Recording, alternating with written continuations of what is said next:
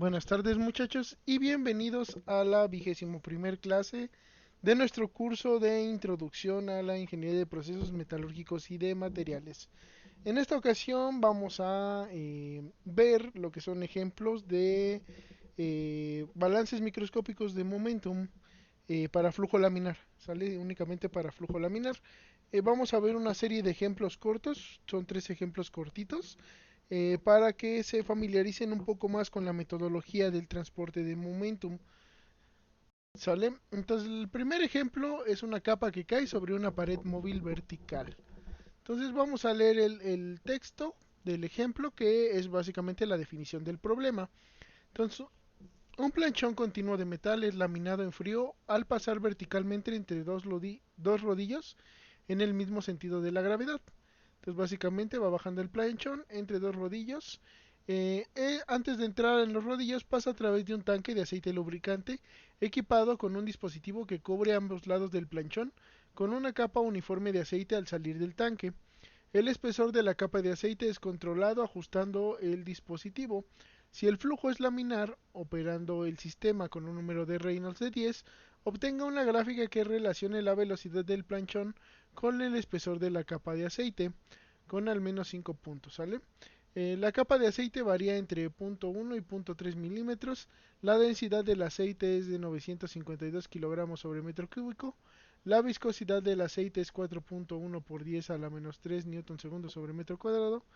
Y bueno, el espesor del planchón es 1.5 metros, que puede ser considerado infinitamente largo en comparación con la capa de aceite que lo recubre. Considere que el flujo en la capa de aceite es laminar y completamente desarrollado, además de que el espesor de la capa es constante en cada cálculo, ¿sale? Entonces, bueno, tenemos el planchón que baja entre dos rodillos y pasa por un tanque de aceite que en esta parte tiene un dispositivo distribuidor que controla el espesor de la capa de aceite que va a lubricarlo para poder ser laminado sin ningún problema. Ese espesor va entre 0.1 y 0.3 milímetros y el número de Reynolds va a permanecer constante en 10 para que sea laminar. Lo que vamos a obtener es la velocidad del planchón a distintos espesores de aceite para conservar ese número de Reynolds, ¿sale? Una parte importante del problema es que dice que el espesor del planchón bueno, la longitud del planchón es 1.5 metros. Eso quiere decir que si lo viéramos de lado, sería infinitamente más largo que el espesor de la capa de aceite. Por lo tanto, el transporte en esa dirección no nos interesa. Únicamente nos va a interesar el transporte en en la dirección del movimiento y en el espesor de la capa de aceite. Hacia la otra dirección, que es lo largo, nosotros no nos va a interesar porque como es muy largo, el transporte básicamente es despreciable en esa dirección, ¿no? Y va a ser básicamente va a ser el mismo perfil que se repite una vez tras otra, ¿sale? En dirección Z entonces o bueno, en la dirección de la longitud, entonces vamos a considerar que no hay cambios, que va a ser simétrico, siempre va a ser el mismo perfil de velocidad. Ahorita, ya que lo desarrollemos, vamos a ver un poquito más claro a qué se refiere con eso. Bueno, una vez que planteamos el problema, lo que sigue es plantear el modelo matemático, ¿sale? Entonces vamos a empezar con las suposiciones. La primera es que es flujo laminar. Al decir que es flujo laminar, ya estamos como definiendo que las ecuaciones de transporte va a ser ecuación de continuidad y ecuación de Navier-Stokes para transportar el momentum, ¿sale? La segunda suposición es que está en coordenadas cartesianas, ¿sale? Es un planchón, es rectangular, entonces la capa de aceite va a ser rectangular también para fines prácticos. El flujo va a ser en una sola dirección, en dirección Z, únicamente va a haber flujo en esa dirección y es por dos motivos. Uno es el arrastre de la placa, que va a hacer que el aceite se mueva, y el otro es la gravedad, que la vamos a considerar, ¿sale? El fluido va a ser incompresible, es decir, la densidad va a ser constante para los esfuerzos aplicados. El fluido va a ser newtoniano, la viscosidad va a ser constante para los esfuerzos que estamos aplicando. Vamos a considerarlo en estado estacionario, que el flujo está completamente desarrollado. ¿Eso a qué se refiere? Que el flujo está completamente desarrollado. Si nosotros tenemos un sistema de este estilo, muy probablemente la entrada va a tener un cierto efecto sobre cómo se desarrolla el flujo, ¿sale? Por lo tanto, vamos a considerar que estamos en una región suficientemente alejada de la entrada y suficientemente alejado de los rodillos que también van a modificar cómo se mueve el aceite. Vamos a estar en una zona donde ya no hay ningún efecto de entrada ni de salida y que ya se haya establecido completamente lo que es el patrón de flujo, ¿sale? Al que va a estar sometido nuestro sistema. Ay, no sé dónde me fui. Ok. Entonces, flujo completamente desarrollado. Se refiere a eso, a que va a ser el mismo, ¿sale? Independientemente de la distancia. O sea, ya va a estar establecido y va a ser el mismo. Diferencia de presión, vamos a considerarla despreciable. No se va a mover por diferencias de presión el fluido. Vamos a considerar el efecto de la gravedad y el espesor de la capa de aceite es mucho menor que el ancho de la misma, ¿no? Entonces, a lo ancho la capa de aceite pues va a ser infinitamente larga, entonces realmente no va a variar en esa dirección, ¿no? Siempre va a ser el mismo perfil de velocidad. En cambio en el espesor pues sí va a variar la velocidad, ¿sale? Entonces una vez que establecimos las suposiciones, lo que sigue es establecer las ecuaciones gobernantes. Entonces la ecuación gobernante que vamos a resolver es continuidad, que es el balance microscópico de materia, que tiene esta forma, ¿no? En su forma general. Esta, con las suposiciones pertinentes, va a tomar esta forma. ¿Cuáles son estas suposiciones que vamos a considerar? La primera es flujo en una dirección y coordenadas cartesianas. El hecho de que sean coordenadas cartesianas nos indica qué ecuación de continuidad vamos a trabajar. Perdón, es que se me está moviendo. ¿Qué ecuación de continuidad vamos a... Ah, es que tiene una flechita a la manita y si la aprimo se va para abajo. Déjenme cambio el cursor. Porque creo que es eso. Mm, si ya no. Cuando lo hago grande se hace la manito otra vez. Bueno, no importa. Solo no la voy a cliquear. No, no es eso.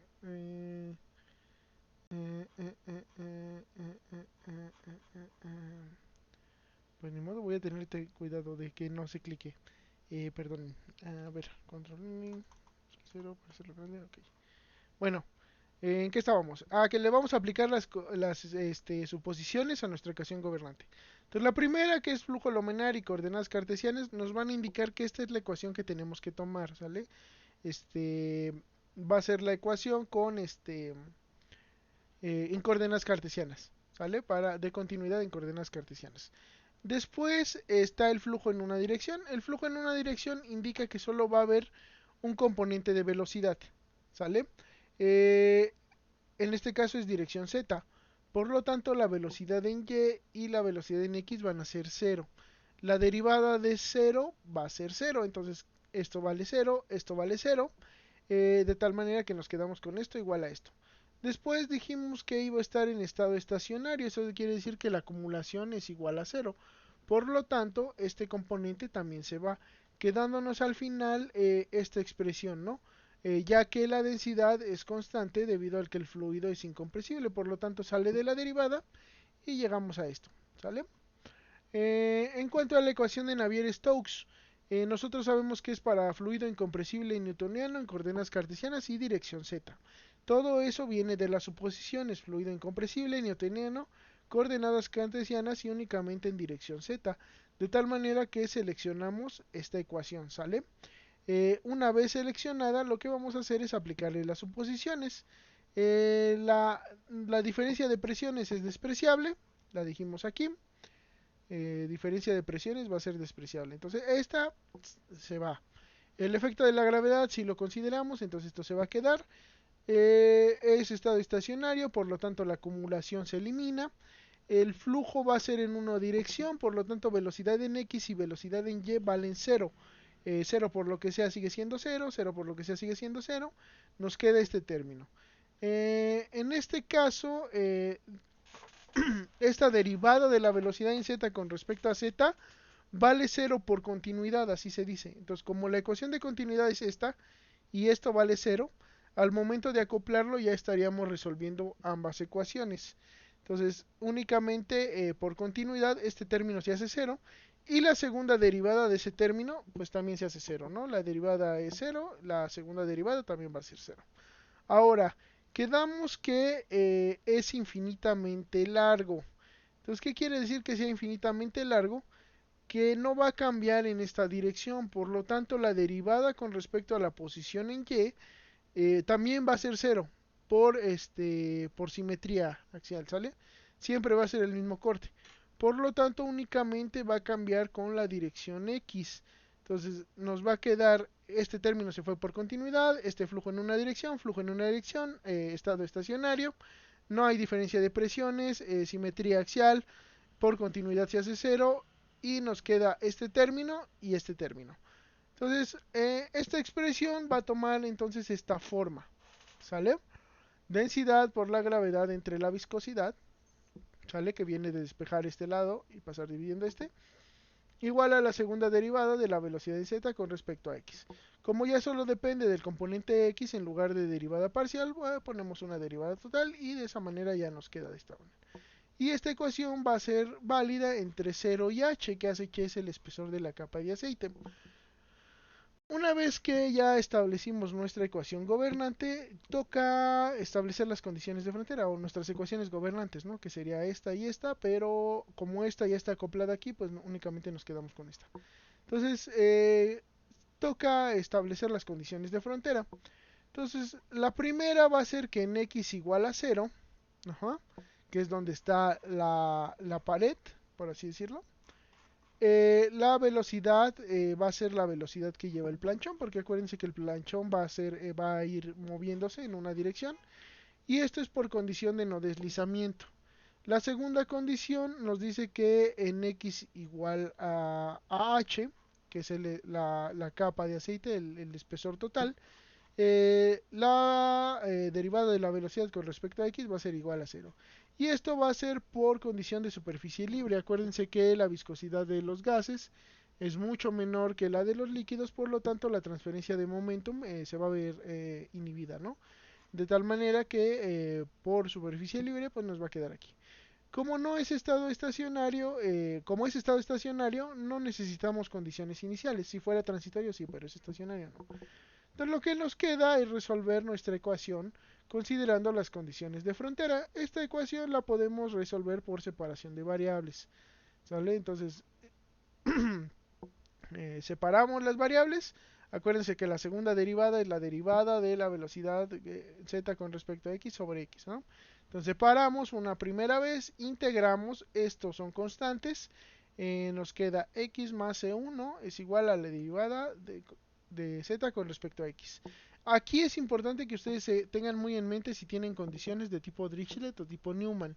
Si tienen condición de tipo Newman, una vez que derivan una vez, que ya tienen una derivada, pueden aplicar una condición de frontera. Si tienen de tipo Dirichlet, tienen que esperar hasta terminar de resolver el problema para aplicar esas condiciones de frontera.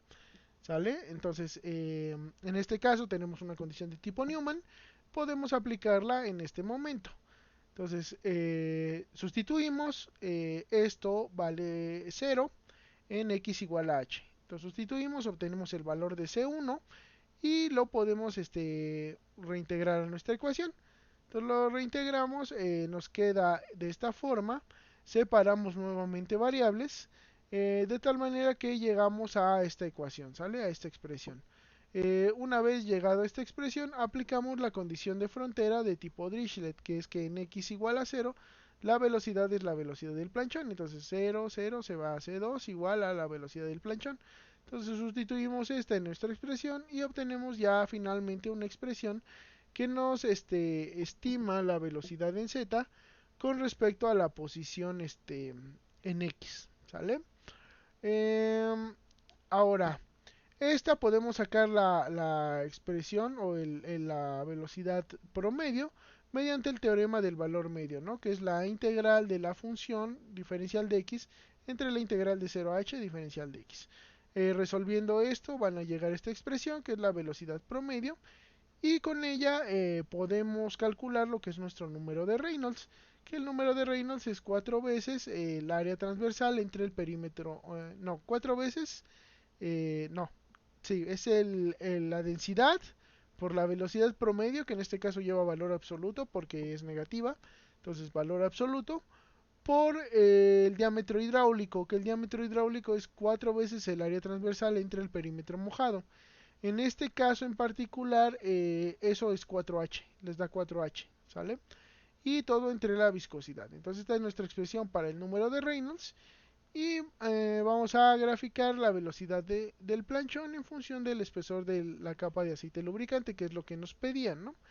Este, entonces vean, quedamos que iba a cambiar entre punto 1 y punto 3, ajá, siempre conservando un número de Reynolds de 10. Entonces conocemos el número de Reynolds, el espesor lo va a variar y lo demás va a ser constante, ¿no? Esta velocidad pues depende de h y por lo tanto hay que considerarlo, hay que sustituirlo aquí de tal manera que obtengamos el valor de h, ¿no? En función de lo que es no, el valor de la velocidad promedio en función del espesor. Entonces, ya que lo resolvamos, vamos a obtener esta gráfica. Entonces vean que inicia con valores muy bajos de velocidad promedio. Este, y conforme el espesor se incrementa, la velocidad promedio va a crecer. ¿Por qué es esto? Vamos a verlo. Entonces, bueno, vamos a graficar el perfil de velocidad de la capa de aceite para distintos espesores, ¿sale? Entonces vean que un espesor bajo obtiene esta forma, ¿sale? Esta forma, déjenme ver, porque... Ujú. Entonces, un espesor bajo tiene esta forma, ¿sale? Conforme se incrementa el espesor, como la velocidad promedio va incrementándose, o la velocidad del planchón va haciéndose positiva, debido a que tiene que, por así decirlo, ¿cómo decirlo? Tiene que compensar el efecto de la gravedad, ¿sale? Entre más ancha sea la capa, el planchón tiene que moverse diferente para compensar ese efecto de la gravedad, ¿sale? Entonces vean que conforme el espesor se incrementa, el perfil va siendo cada vez más parabólico. Ujú. Entonces a espesores bajos, el planchón puede moverse muy, ¿cómo decirlo? El, el planchón se mueve rápidamente hacia abajo, con lo cual el perfil de velocidad obtenido pues tiene esta forma. Ujú. Em, y conforme el espesor se incrementa pues va teniendo esta forma, ¿no? Que ya hay que empezar a compensar un poquito el efecto de la gravedad, porque si no iría mucho más rápido hacia abajo. Y bueno, este sería el resultado o el modelo, el resultado del modelo que planteamos. Esto en realidad pues son vectorcitos, ¿sale? Entonces nos están marcando la velocidad en los distintos puntos que tiene la capa de aceite, ¿sale? Esta sería como la velocidad que tiene en la pared y esta sería la velocidad que tiene en lo que es la superficie libre, ¿sale? En contacto con la atmósfera. Entonces toma esta forma, esta es la respuesta, ¿sale? Y ya sobre esa pues se puede hacer un pequeño análisis, como el que hicimos. El segundo ejemplo es una pared móvil en coordenadas cilíndricas. Bueno, vamos a leerlo. Después de un tratamiento térmico, se hace pasar alambrón de acero por el centro de un tubo de sección redonda lleno de aceite. Esto con el fin de enfriarlo. Entonces aquí está la figura. El paso de alambre por el tubo se realiza a una velocidad baja y de manera continua. Va a ser flujo laminar.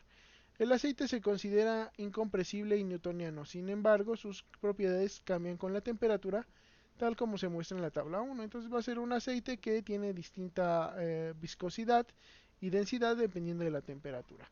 El alambre se mueve a una velocidad de entre 0.1 y 1.5 metros sobre segundo. Este de aquí. El diámetro del tubo es de 2 centímetros, de aquí a acá. y K es 0.2, ¿no? Que es una fracción del radio total. Obtenga una gráfica donde relacione la velocidad promedio del aceite dentro del tubo contra la velocidad del alambrón con al menos 5 velocidades. Para la temperatura de su elección, considere que el flujo de aceite está completamente desarrollado y que el aceite opera a una misma temperatura constante en cada cálculo. Desprecie el efecto de la gravedad. Sale. Entonces, eh, vamos a verlo. Vamos a empezar con las suposiciones. La primera es que el flujo va a ser laminar, con lo cual únicamente vamos a resolver ecuación de continuidad y ecuación de Navier-Stokes en coordenadas cilíndricas. La segunda es que el proceso va a ser isotérmico, ¿sale? No vamos a simular la transferencia de calor, únicamente vamos a considerar una temperatura en cada caso. Las coordenadas van a ser cilíndricas y el flujo va a ser en una dirección, z únicamente, ¿sale? Que es la dirección en la cual se mueve el alambre. El fluido es incompresible y newtoniano. Incompresible, acuérdense, densidad constante. Newtoniano, viscosidad constante. Va a ser la solución en estado estacionario. ¿Qué quiere decir? Que no va a haber acumulación. Y bueno, el flujo va a estar completamente desarrollado. La diferencia de presión va a ser despreciable. Y no se considera el efecto de la gravedad. Además, vamos a considerar que hay simetría angular. ¿Sale? Entonces, ¿qué quiere decir que haya simetría angular? Que no importa dónde yo corte el alambrón, siempre voy a tener un mismo movimiento. Y esto se debe a que, como no consideramos el efecto de la gravedad, que vendría en esta dirección, pues siempre va a ser el mismo perfil, ¿no? No hay nada que haga que el aceite se mueva de diferente manera. La única fuerza motriz que va a considerar, pues, es el alambrón. Entonces, bueno, ya una vez que establecimos nuestras suposiciones, vamos a empezar con las ecuaciones gobernantes. La primera va a ser la ecuación de continuidad. Va a ser en coordenadas cilíndricas. Hay que aplicarle las suposiciones. Va a ser flujo en una sola dirección, por lo tanto velocidad angular vale 0, velocidad radial vale 0. Únicamente nos quedamos con este término. Va a ser en estado estacionario, por lo tanto la acumulación es 0. Y bueno, como es incompresible, la densidad puede salir de la diferencial, quedándonos al final esta expresión, ¿no? Que es igual a la que teníamos, bueno, muy similar a la que teníamos en el problema anterior. La ecuación de Navier-Stokes en coordenadas cilíndricas para flujo incompresible y newtoniano en dirección z, pues es esta, ¿no? La tomamos directamente de las tablas. A esta también hay que aplicarle las suposiciones. Primeramente, no hay diferencia de presiones, la eliminamos. No se considera el efecto de la gravedad, se va también. Flujo en una dirección, velocidad angular y velocidad radial van a ser igual a 0. No es estado estacionario, por lo tanto no hay acumulación. Esta de aquí es igual a este término. Por continuidad, entonces este término se hace 0. Y la segunda derivada de este término también se hace 0. Y como tenemos simetría angular, no va a haber transferencia de momentum en esa dirección, por lo tanto la derivada con respecto al ángulo también va a ser 0, quedando únicamente esta expresión de aquí.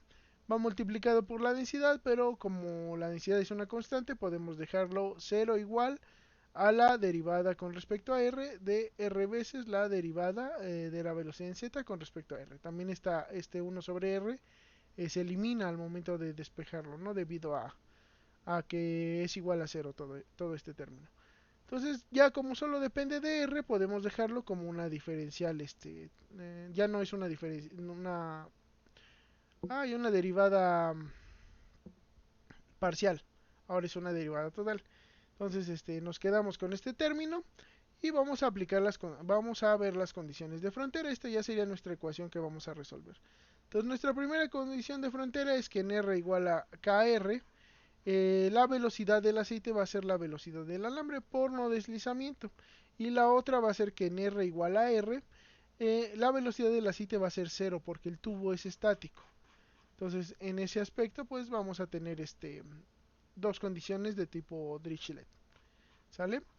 Condición inicial no lo necesitamos porque es estado estacionario. Entonces vamos a resolver nuestra ecuación gobernante por separación de variables otra vez. Integral de 0 es una constante.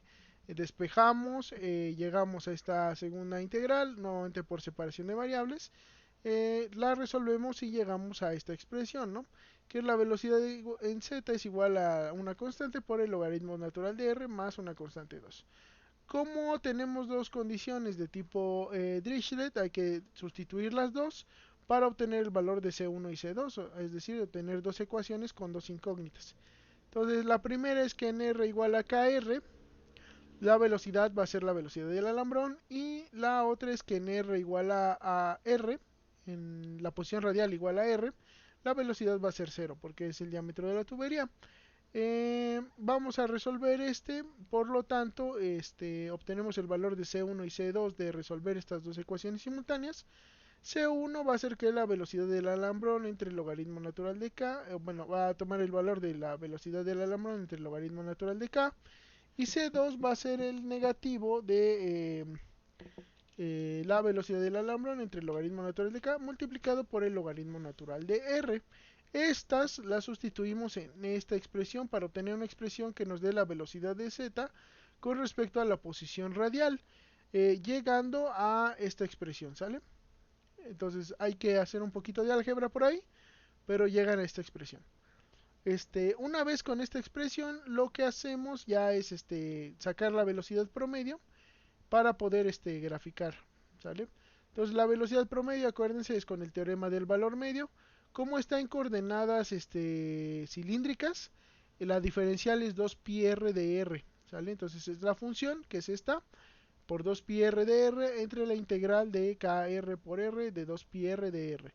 Sustituimos esta expresión, la metemos aquí, integramos y llegamos a, bueno, con el desarrollo apropiado, vamos a llegar a que la velocidad promedio va a ser esta, ¿sale? Entonces, hay varios pasitos aquí para poder llegar a eso, pero bueno, llegamos a esta expresión, que es la velocidad promedio del aceite entre KR y R, ¿sale? Entonces ya la tenemos aquí. Y bueno, la figura 5 nos presenta lo que es la velocidad promedio con respecto a la velocidad del alambre. Entonces acuérdense que era de 1.1 a 1.6, me parece. ¿De qué límites era? Donde se establecía. De 0.1 a 1.5. De 0.1 a 1.5, ¿sale? Entonces creo que aquí agarré unos pocos más, pero... Sí, creo que sí agarré unos pocos más. Pero bueno, en general sería así, ¿no? Dependiendo de la velocidad del alambrón, pues la velocidad del aceite se va a incrementar también, porque pues está siendo arrastrado, ¿no? Entonces vamos a ver algunos ejemplos de cómo se comporta, ¿sale? Para distintos valores de la velocidad del alambrón. Entonces vean que a velocidades bajas prácticamente el alambrón no está arrastrando mucho el aceite. Pero conforme la velocidad del alambrón se incrementa, el aceite se va a ver más arrastrado. Acuérdense que en R igual a R mayúscula, o sea, en la posición radial máxima, está el tubo, entonces ahí la velocidad siempre es cero. Y en el otro lado, pues va a obtener la velocidad del alambrón, que va a ir arrastrando más rápido el aceite, ¿no? Conforme se incrementa la misma. Y bueno, eso sería todo por este problema. El último ejemplo corto que vamos a ver es una capa que cae sobre una pared en coordenadas cilíndricas. Entonces vamos a revisarla. Cierta máquina de vapor tiene un sistema de purga que consiste en un cilindro de sección redonda en donde fluye agua hacia arriba debido a una diferencia de presión. Entonces hay agua que va a subir y va a caer por las paredes, ¿no? Una vez alcanzada la parte superior del tubo, el agua resbala asimétricamente alrededor del exterior del mismo, ¿no? Entonces, sube el agua, llega a la superficie y aquí resbala en las paredes. Obtenga una gráfica donde se observe, no, si el tubo de purga tiene un radio de 1 centímetro, obtenga una gráfica donde se observe el espesor de la capa de agua en función del número de Reynolds. En función del número de Reynolds en la capa de agua que resbala hacia abajo. Si este último varía entre 5 y 10 con al menos 5 puntos. La densidad del agua es de 1000 kilogramos sobre metro cúbico y su viscosidad es de 1 por 10 a la menos 3 newton segundo sobre metro cuadrado. Considere que el flujo está completamente desarrollado mientras cae y que el sistema opera con solo un número de Reynolds. Entonces, como cae simétricamente, va a haber simetría angular.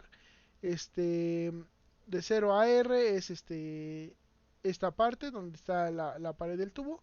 Y en AR estamos hablando de que estamos afuera, ¿no? Entonces A es una constante que va de 1 a al valor máximo que pudiera llegar a tener.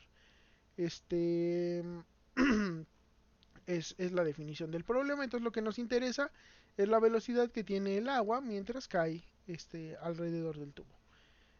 Vamos a ver el planteamiento. Lo primero son las suposiciones. La primera es que es flujo laminar, con lo cual únicamente resolvemos ecuación de continuidad y ecuación de Navier-Stokes. La segunda es que está en coordenadas cilíndricas y la tercera es que es flujo en una dirección, en dirección Z. El fluido va a ser incompresible y newtoniano. Incompresible, acuérdense, otra vez, densidad constante, newtoniano, viscosidad constante. El estado va a ser estacionario. Eh, el flujo va a estar completamente desarrollado, no vamos a considerar el efecto de la entrada ni del fondo, ¿no? Donde pudiese llegar a chocar, sino que va a ser aquí en medio donde no cambia con respecto a la posición y la diferencia de presión va a ser despreciable. Vamos a considerar el efecto de la gravedad. ¿Sale? Y bueno, va a haber simetría angular.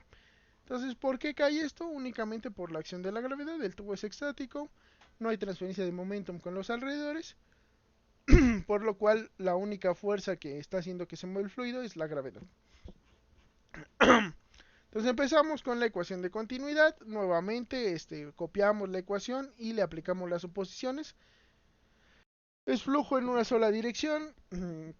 La velocidad radial vale 0, la velocidad angular vale 0, la velocidad en z sí cambia. Y es estado estacionario, por lo tanto no cambia con el tiempo. Como es incompresible, la densidad sale y nos queda que la derivada de la velocidad en z con respecto a z va a ser igual a 0. Entonces la ecuación de continuidad toma la misma forma que para el problema anterior, lo cual tiene sentido. No todo lo que entre en z tiene que salir. Es básicamente lo que nos dice esa ecuación. ¿Ok? Que el flujo en z pues tiene que ser constante. Después sigue la ecuación de Navier-Stokes en coordenadas cilíndricas para un fluido incompresible y newtoniano en dirección z. La ecuación nuevamente la copiamos de nuestras tablas y a esta le vamos a aplicar las suposiciones. No hay diferencia de presión, 0. Flujo en una dirección, velocidad radial 0, velocidad angular 0.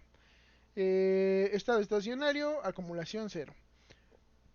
Por continuidad este término se hace 0 y este término se hace 0. Hay simetría angular, por lo tanto no hay cambios con respecto al ángulo, este término se hace 0. Entonces nos queda esta ecuación que depende de la gravedad y depende de este término. Entonces llegamos a esta expresión. Nuevamente la velocidad únicamente va a cambiar con la posición radial, por lo tanto la derivada ya no es parcial. La condición de frontera 1 en z igual a r, en r igual a r, va a haber condición de no deslizamiento, por lo tanto la velocidad va a ser 0, ¿sale? Porque el tubo está estático. Y en r igual a r, ¿sale? La velocidad en z, el cambio de la velocidad en z con respecto a la posición radial va a ser igual a 0, porque estamos hablando de que hay superficie libre. Por lo tanto, no hay transferencia de calor entre la fase gaseosa y la fase líquida. Entonces podemos considerar esta expresión. No hay condiciones iniciales nuevamente, está en estado estacionario. Eh, y bueno, ya únicamente nos falta resolver nuestra ecuación gobernante. Entonces, nuevamente la resolvemos por separación de variables porque es una ecuación que depende de una sola variable. Eh, Obtenemos esta primera expresión después de integrar y como tenemos una condición de tipo Newman, la sustituimos aquí para obtener el valor de la constante 1, la constante de integración 1. Esta constante la alimentamos a nuestra ecuación y volvemos a integrar por separación de variables, llegando a esta expresión. Entonces una vez llegada esta expresión, sustituimos nuestra ecuación en ¿cómo se llama? Nuestra condición de frontera de tipo Dirichlet en la misma para obtener el valor de la constante 2. Entonces ya con la constante 1 y la constante 2 hacemos un poquito de álgebra y llegamos a esta expresión, ¿sale? Esta expresión, nuevamente por teorema del valor medio, vamos a obtener la velocidad promedio para poder graficar o para poder obtener el número de Reynolds que estemos trabajando. Entonces, acuérdense, coordenadas cilíndricas, la diferencial es 2pi r de r.